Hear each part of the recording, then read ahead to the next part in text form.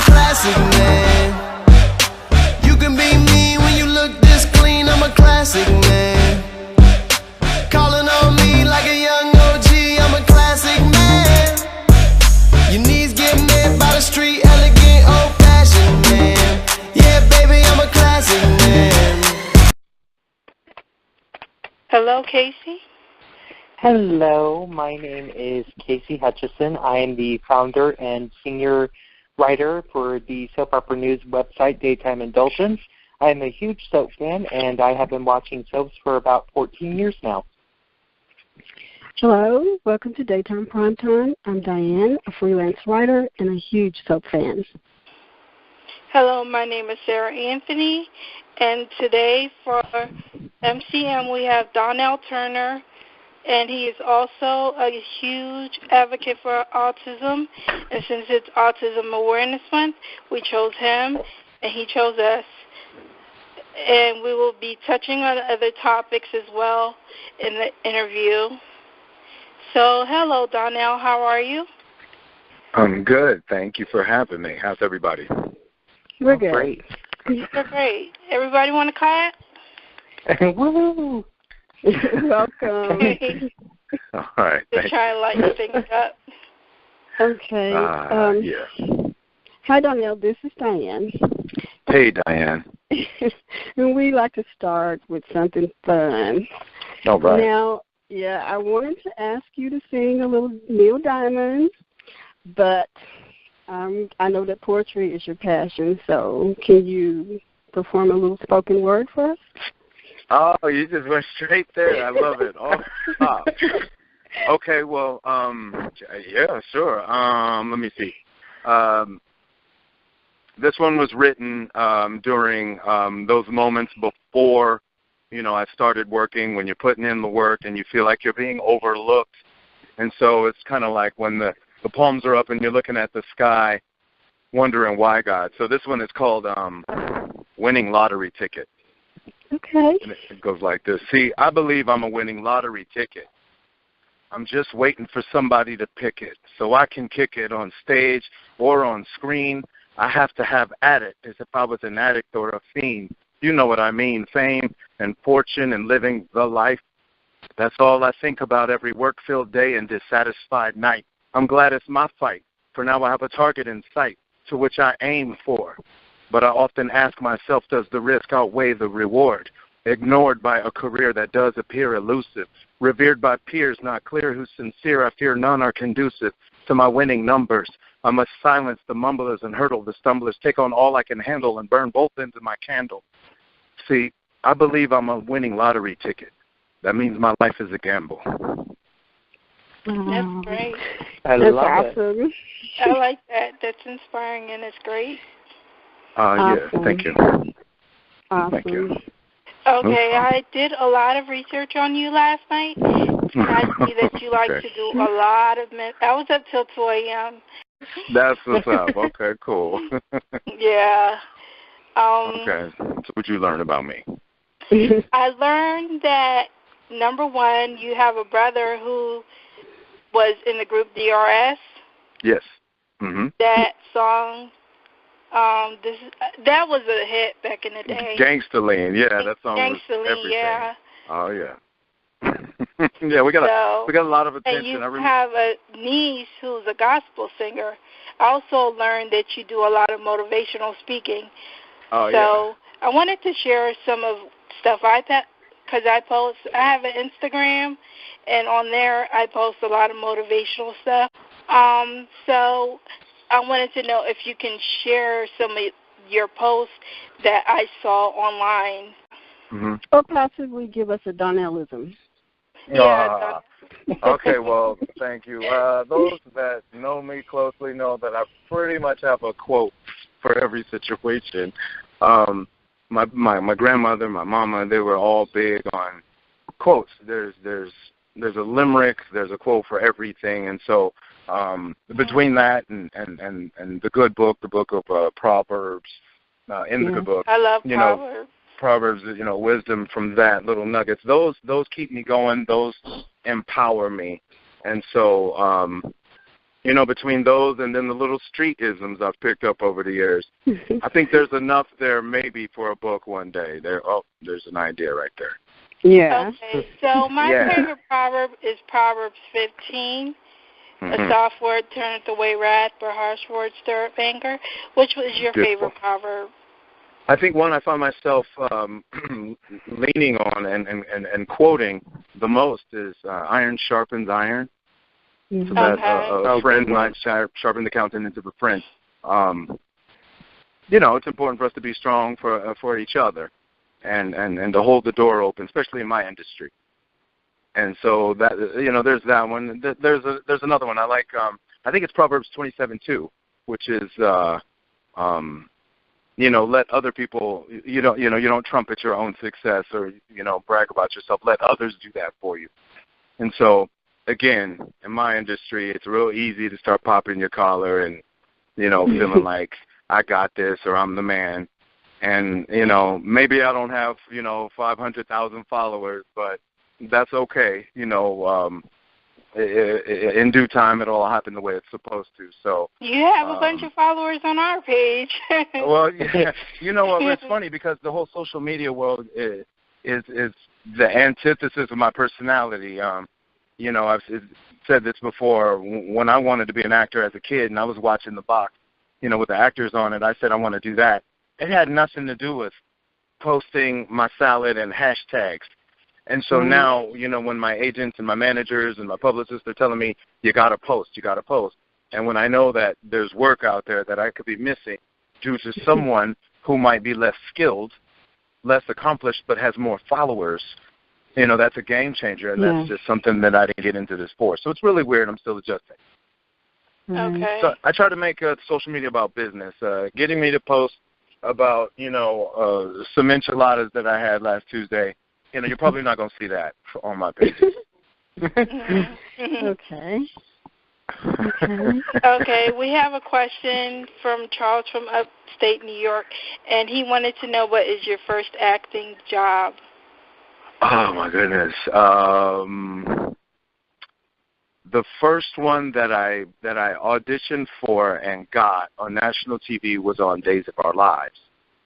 And I went in for Thug number 1, and upon recommendation from an actor. And, I appreciate just being in the room. Timing is everything. She was like, you don't look like Thug number 1. And I'm like, I don't feel like Thug number 1. And so she just kept staring at me, and she was like, you know what, timing is everything. We just got word from producers that we're looking for a sexy doctor. Do you think you could play a sexy doctor? Well, what actor is going to say no? So I was like, yeah, shoot. And so I got the part as an under 5, 2 or 3 episodes on the under 5, and then they bumped the character up to Dr. Aiden Williams, so I got a name, and I did 2 episodes. So we're talking like 5 episodes over 6 years. So it's very, very infrequent. But those were my first, me like telling people, I'm a real actor now because, I had a character. Right. Casey, do you want to ask a question? Sure, and my question kind of goes along with your first soap jobs, because not only did I find out that you made a cameo on Days of Our Lives, you also did the same thing on The Young and the Restless. That's right.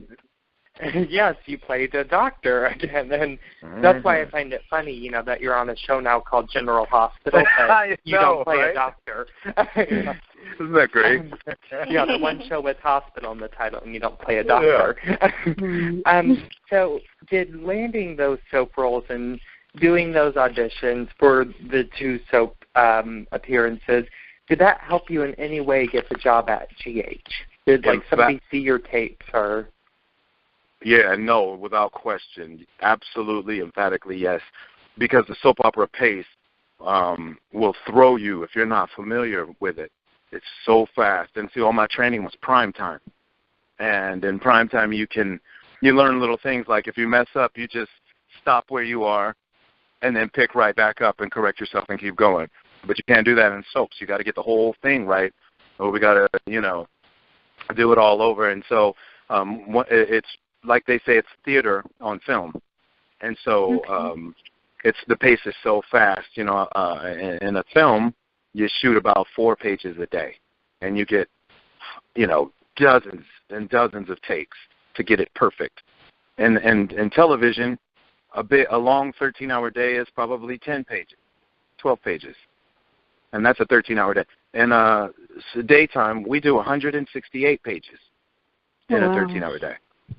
So that gives you an idea of the pace. So you get 1, 2, maybe 3 takes to get it right, and after that, people start looking at you crazy. Yeah.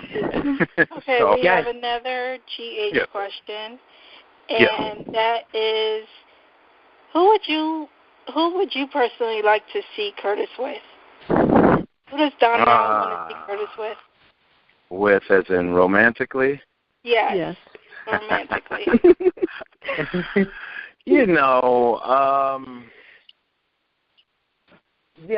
I kind of like the free spirit aspect. I think forcing a relationship or rushing him into something, it's, I don't know. I would like, I personally have stated that I like him as being a free spirit. Maybe his past, maybe his past has led him to be in a place where he doesn't trust people or something like that. I think that could be interesting and something for the writers to write around, but forcing relationships to me seem a little weird. I agree with you. I do. I agree. Yeah, I kind of want Valerie back just because Jordan was the one that told Valerie to leave you alone. So I kind of want her to come back and be like, okay, did you do this because you wanted him for yourself, like a little cat fight? Hoping for that. That's why Curtis is one of my favorite characters because, and Donnell, this is probably just a true testament to your phenomenal acting, is nothing's forced with him when it comes to women. His relationship with Jordan wasn't forced. His, kind of chemistry he's had with Hayden isn't forced. And I think that's just a true testament to your amazing acting. Thank you. Yeah. Thank you very much. Thank you. I try to keep it. Giggle when you run from the crypt or creeped out about the trash can thing. We make little jokes in trash and chat about it. But they just they write Curtis sees rat, freaks out, and then you take it from there. So it's like, what does that mean to you? Well, I know what it means to me, and it looked like Donnell, and it looked like what you saw from Curtis, and so. In real life, I don't like rats. In real life, I don't like rummaging through, mausoleums and crypts and looking through, so those are all, I think what you guys are seeing is, I always believe in truth in my storytelling. And there are discussions sometimes with the directors and the writers and the producers when there's something that I don't find truth in. We can't just write it for the sake of writing a story. There has to be some authenticity, something that I can believe in as the performer. So it's kind of like, if you want me to tell a story, let me tell the story in my voice and not with some kind of false Greek accent. It's going to come off as false to people who know what a real accent sounds like. So I appreciate the writers listening to me and what they're doing, and Curtis is all of our baby, and we're having a good time. And I as an actor, man, I couldn't be any more grateful. Okay, so we have another GH question. What would you like to be, a cop or a detective? And that was from Cynthia, and that was from my Instagram. A cop or a detective? Well, I mean, a cop or a PI. I think. Oh, a PI. Yeah, okay. PI. Yeah. A detective, either way, there's levels. The cop, you're in the uniform, more rules. Detective, you get to wear street cool clothes. You get to be a little more leeway. And then as a PI, of course, you can break the rules, bend the rules, color outside the lines, whatever. To get the job done. So I think Curtis has more fun when there was a line he said last year sometime where I'm allergic to rules. And so as a PI, he gets to kind of call his own shots. I think there's more fun there. Yeah. I like him as a PI, too. And with Billy Miller, I think you guys have a phenomenal chemistry together, working together. Oh, yeah. No, he's great. He's great. Okay, Casey was talking. We haven't had bromance in a really long time on a soap. I think, you know, the last one that I can really recall is probably Luke and Sunny, and even through the years that kind of got, you know, chopped off. And so it's great to see you and Billy Miller play off of each other. It's definitely, you know, every time you guys are on, it's one of my favorite parts of an episode automatically. I see you two, and I'm like, oh, good part today. Well, there was a little bit of a love-hate relationship with Steve Burton and Bradford. I can't say his last name. Spinelli. Oh, Bradford Anderson? Yeah. I thought he had a longer name than that. Yeah, we have a good time. We laugh a lot. There was a feeling out process, and that's fine. But once we got going, we realized we had something. In fact, just in the hallways the other day, we looked at each other and like, you know, what the heck, man? Where's our guys at? You know, we had something good going. So even, you know, we both kind of missed doing it. But stay tuned. I know there will be more. It's a lot of fun. And, in fact, I told the editor at one of the soap magazines, I said, you guys should consider, you know, the bromance in your best couples. You know, we're seeing the same best couples every week. It doesn't have to have to be guy-girl couple. I mean, you know, we're not gay, but it's a good couple. You know what I mean? Right. I think it would be. She said, absolutely right. I think we should consider a bromance category. I said, just should. Yeah, I'm just saying. You know, it's a lot of fun. Yeah, I love it. So let's get to the MCM question so we can get this moving. Everybody from our group thinks you're amazing. They think you're very good looking. Thank you. I have a question. Have you had braces? Have I had braces? That's interesting. You seem to have I bird love teeth. it. Really digging Oh, my goodness. You had braces when you were younger. You have perfect Okay. Wow. Okay, so you're so funny for that one. Okay, 8th grade and 9th grade, I rocked the braces. And, yes, I was proud of my braces. And in 9th grade, I lost my retainer at football practice. And, I took it to the football field with me, and I forgot to take it out. So I set it near the trainer's box, and, of course, that probably freaked them out, and so somebody probably got rid of it. And then so I felt like, oh, no, my teeth are going to go back to the way they were. And so thank you for the compliment, but I've always been sort of like, maybe I should get braces back and get at least wear a retainer or something. But, yeah, I did. In fact, at one point in 8th grade, I had headgear.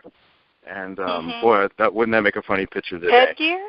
Yeah, I had the headgear. I don't think I've ever seen that on anyone. That's why I asked. I've seen it on television. Oh, yeah. Yeah, I was that guy. It was pretty cool. Okay. No, but everybody told me I couldn't kiss the little girl I had a crush on back then because she had braces. And so everybody told us we were going to get locked. That your tongues were going to get stuck in each other or something like that? Yeah, so I had nightmares, and I was like, okay. So I just kissed her on the cheek for about 3 months. It was cool. That's cute. It all worked out, yeah. That's cute.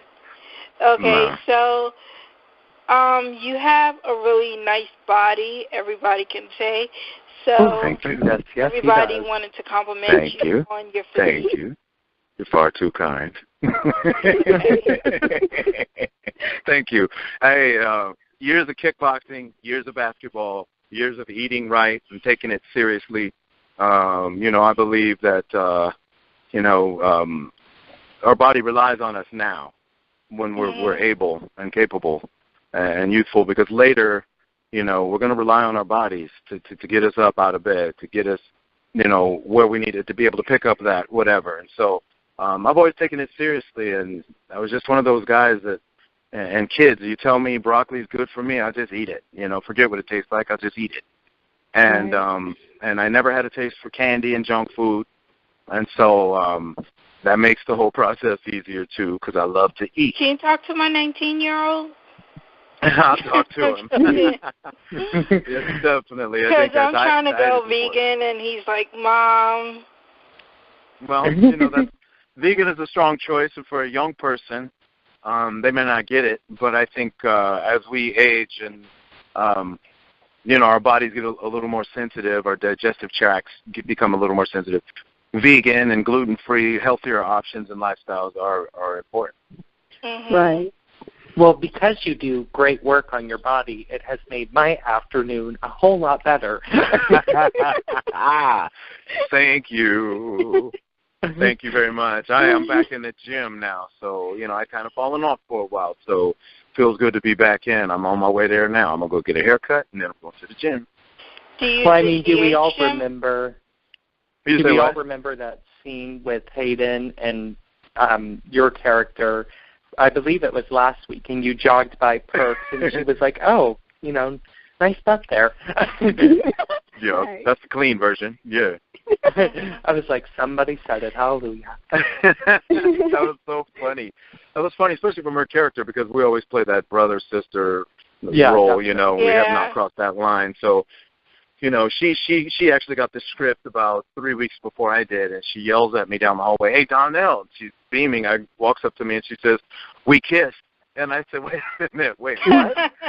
And she's just cracking up. So, that moment was so awkward between not only Curtis and Hayden, but between Donnell and Rebecca, because we've developed a friendship, such that it is out, away from the set, that we never had to play, "Oh, romantic, I love you, come here," so it was awkward in real life, just like it was awkward, in character. And afterwards, she was like, "I apologize, I kiss better than that." I said, "Oh my God, you took the words out of my mouth."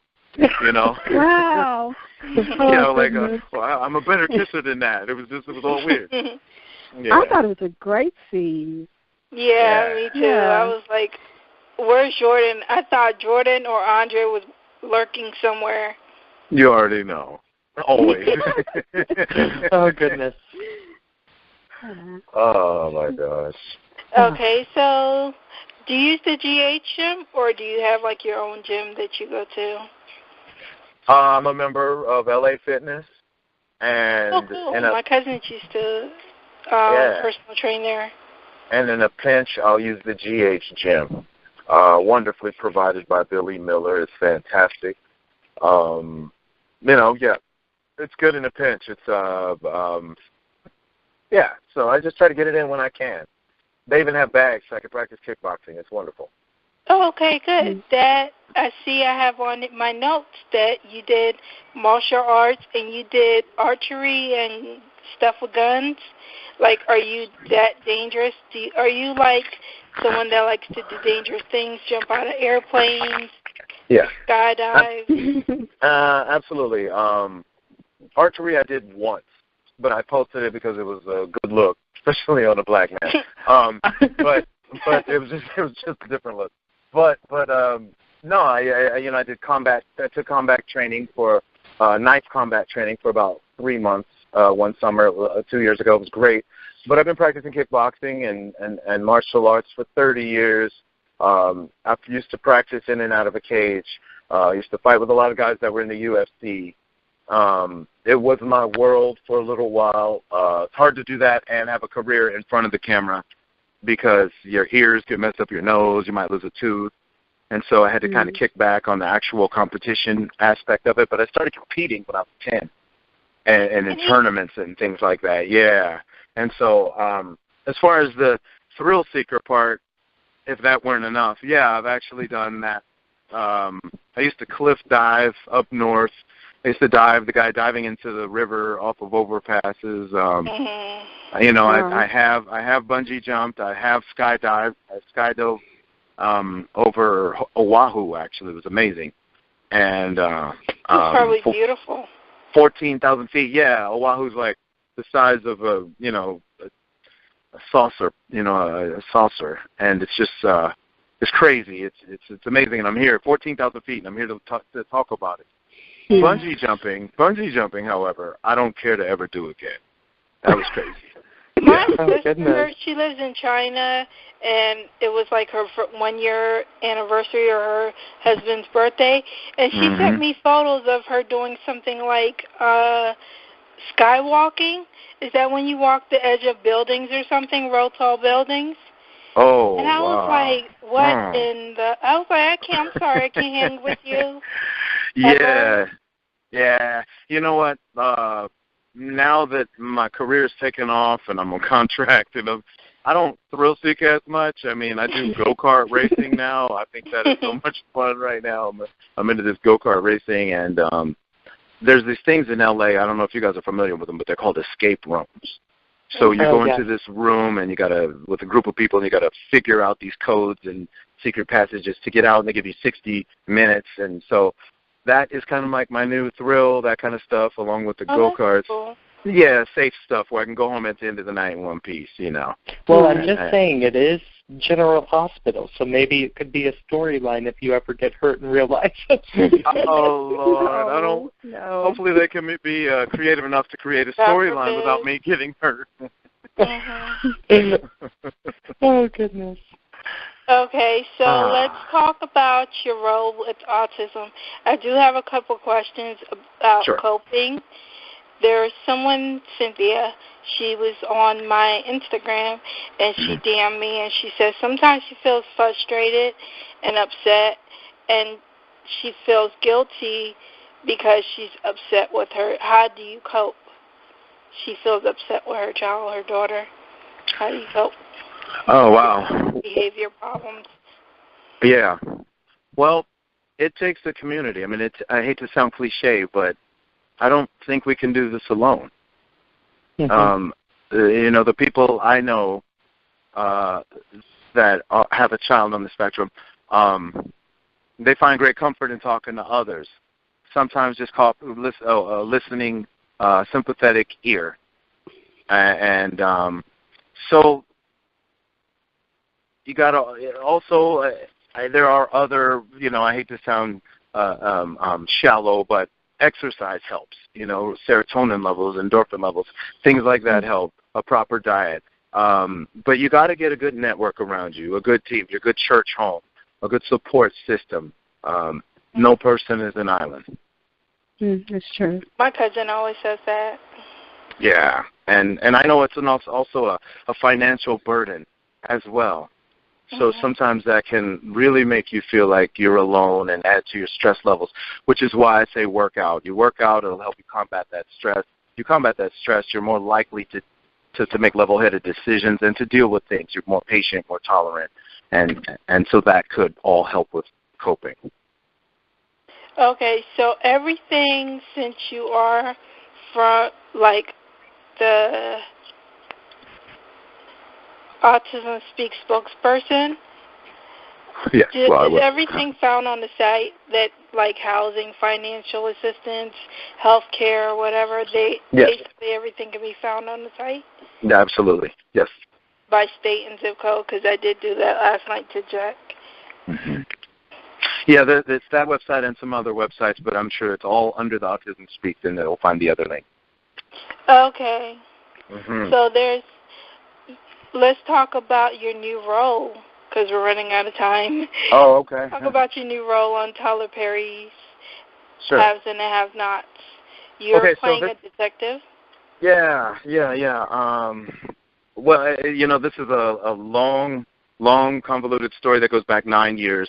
But Tyler and I have been going back and forth for years trying to find the right part. And then so now it comes down to timing because of my GH schedule. So we found something that we thought would work. They flew me out to Atlanta for the part of sexy FBI agent Robert Jack. When I got there, things have changed, so we're not sure now. First of all, his name is now Robert Hawk, and my GH schedule, and now that schedule might conflict.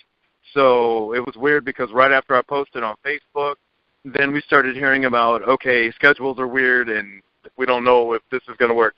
But the good part is they've all, Tyler and his people, Mark, Ozzy, they've all said, Donnell, we love you. We've been doing this. We're keeping an eye on you. So if this doesn't work out, we're going to get you something better. Plus, we think you're perfect for some of Tyler's films.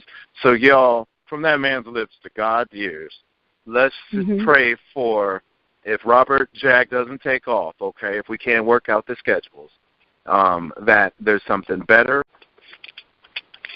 Well, I hope it all works. It is tough working on both coasts. Okay. Well, good So, luck to Diann, you. do you want to jump in there? Okay. Well, actually, I have a question that goes back to acting, if you don't mind. Sure, not at all. Okay. I have a question from my daughter. She wants to go into the acting field, and she wants to know if you have any advice for newcomers. Absolutely. Okay, first of all, study your craft. Make sure you know your craft. Take it seriously.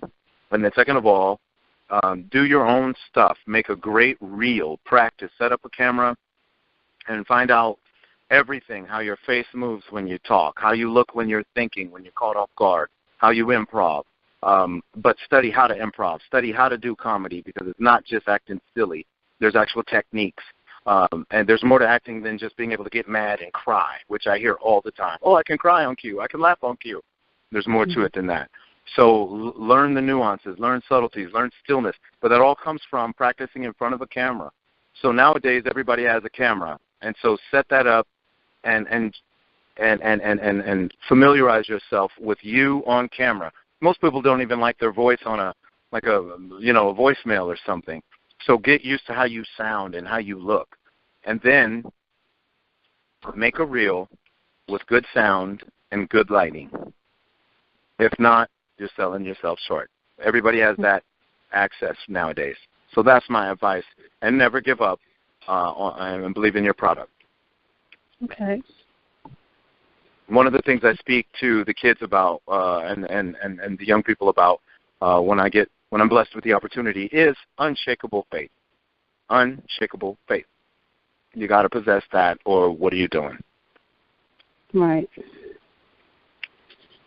Okay. That sounds good. Okay. My son does sports. So going back to the mixed martial arts, back off of that. Do you have any advice? He's right now for a mother. I think I was going to ask you and I forgot. For a mother, I'm scared because I want him to model or act, but he wants to play football. He wants to do, like, mixed martial arts.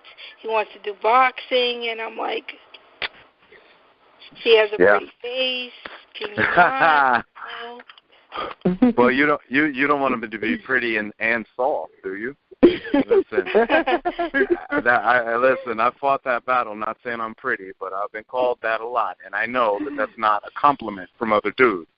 So pretty boy. So you want pretty boy to be able to back it up with some toughness. He fights the pretty boy, mama boy thing. So any advice for him with... well, I think... I don't know if the advice is for him as much as it's for mama, but maybe he should play football. Maybe he should do what he feels his body and his calling is, because modeling and acting is always there. Football, there's an expiration date. So while he's young, get that out or else he'll resent the process. And he's not going to want to go to these auditions. But I'm thankful for my sports background. I played basketball for 22 years. I played college. Yes, I saw that. Semi-pro. So what you learn from that is confidence. What you learn from that is performance under pressure. You learn teamwork. And so there's a lot that can be gained from playing sports. And the injuries and all of that will come with it. If you look closely, I have cuts all around my eyes from fighting in basketball. But that's all part of it. I mean, you don't want to be, especially as a black man in America, we're portrayed a certain way, and if you're a straight man, they want you to be, hard, mandingo, tough. And so there's some seasoning that comes from playing football and fighting. I used to teach self-defense and martial arts a couple of years ago, and I used to have different guys come up to me all the time, and they say, and one guy was 6'8", I'll never forget, big guy, and he says, man, I've never been in a fight.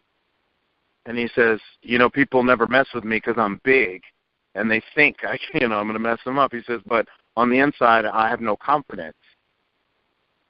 And so we trained for about 8 months. And then when I moved on because I got too busy with work, I saw him again a year later. He says, I've stayed in martial arts because I love it so much. Thank you. Now, I know that you learn confidence from martial arts. It's not about beating people up. It's about the confidence you get, even in walking away. So there's my long answer. Discipline. Oh yeah, discipline.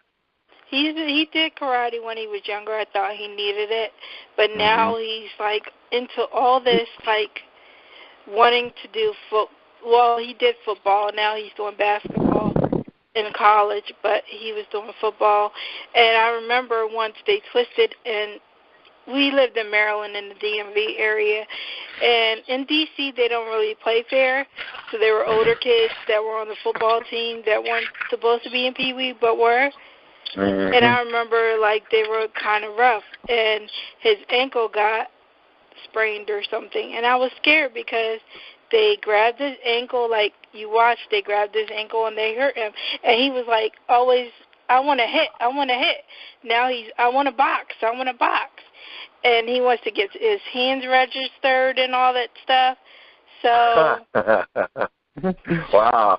So, like, hey. If it were me, I'd be so happy.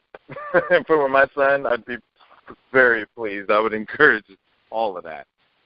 To get his hands registered as a boxer to compete and stuff?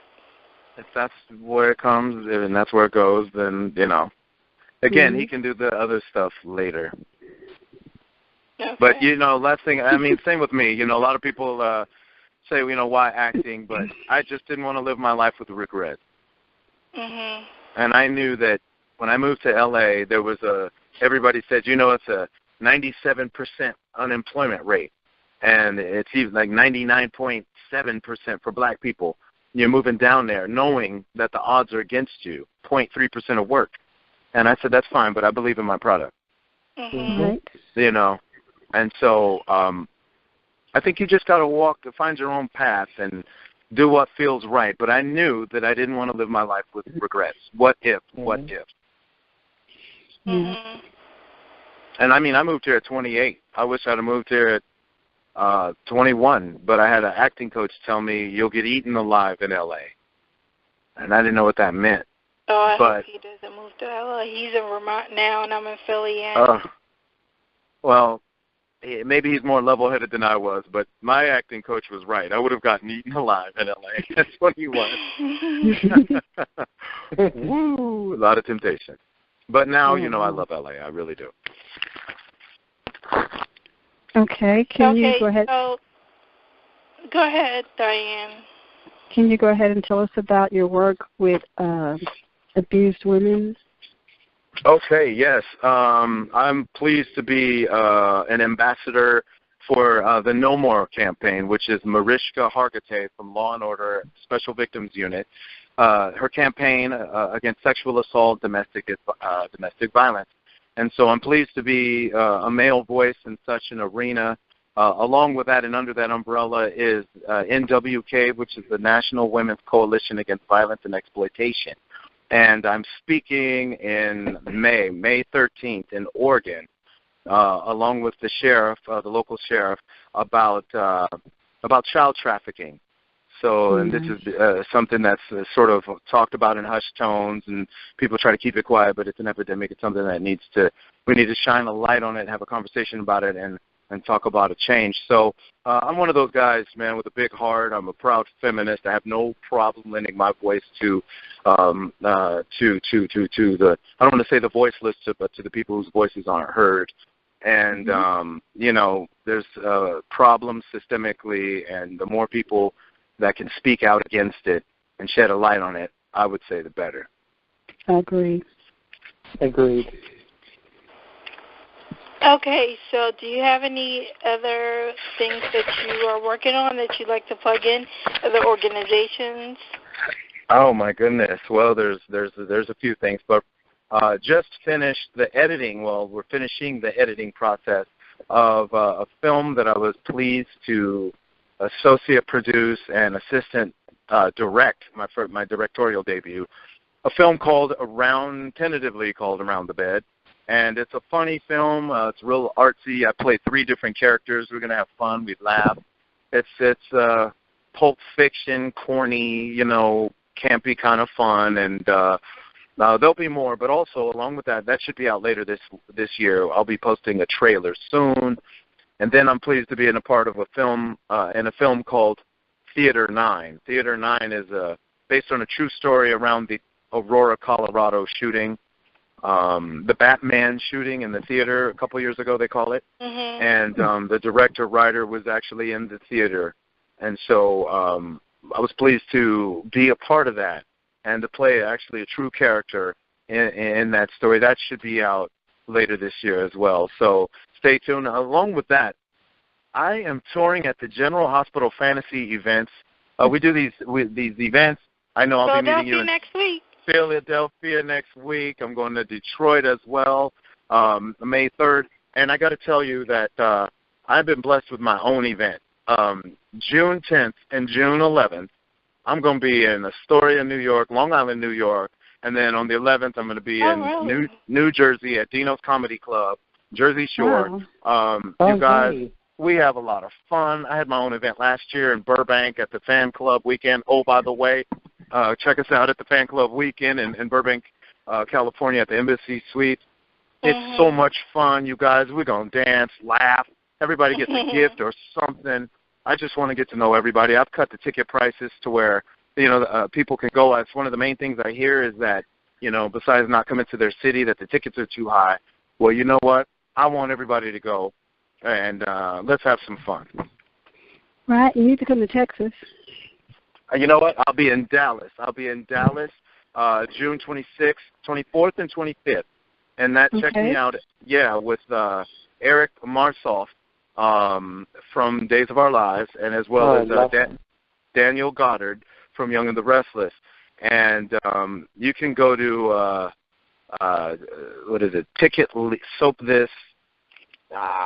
ticketleap.com. And can you send us the link later so we can put it in an article? I would love to. I'm sorry I don't know that offhand a little bit better, but yeah. And then so be in Dallas. I'm excited. I'll be posting a commercial about it soon as well. Okay, sounds good. Yeah.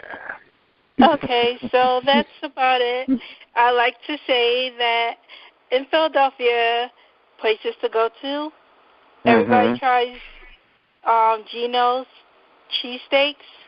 I don't really like it because they use Cheese Whiz. Well, I don't eat cheesesteaks anymore because I don't eat red meat, but Geno's, and then like some of the younger ones that might want to party, Old City is like a higher-end, classier place to go clubbing. And there's a lot of football players and celebrities that go to Old City, and they like to chill out there because it's more classier and laid-back atmosphere, and they have VIP areas. I definitely want to do all things Philly. It's my first time, so I want to do, the Liberty Bell and, run the stairs, Rocky Love Ran. Park. Yeah, all of that. I want to do all of that, Oh, you'll love it. You'll love it. And Philly got love, and I've been sending all the people on my page that are from Philly. I'm like, did you get your ticket yet? One person, Joanne, she was like, the ticket is $253. I said, that's the dinner. I'm not going to the dinner.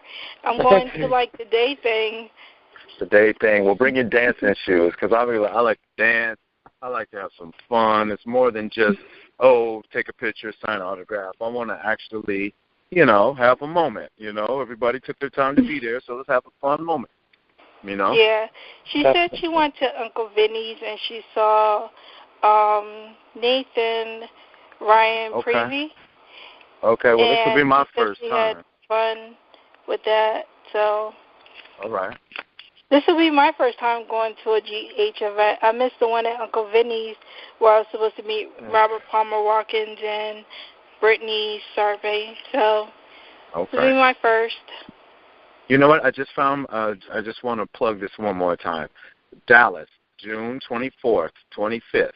And you can find out more at soapthis.ticketleap.com. Okay. Oh, yeah. Okay, and we thank you so much for your time, Mr. Turner. Hey, my pleasure. So we will continue to promote you. We thank you for being a very positive, very humble person and giving back to the community. The pleasure is mine. I'm a happy man, and it's my pleasure to give back. Thank you for your time. Thank you. Thank you. Thank you. Bye. Okay. Even if she go away, even if she go away, even if she go away, even if she go away. I'm a classic man.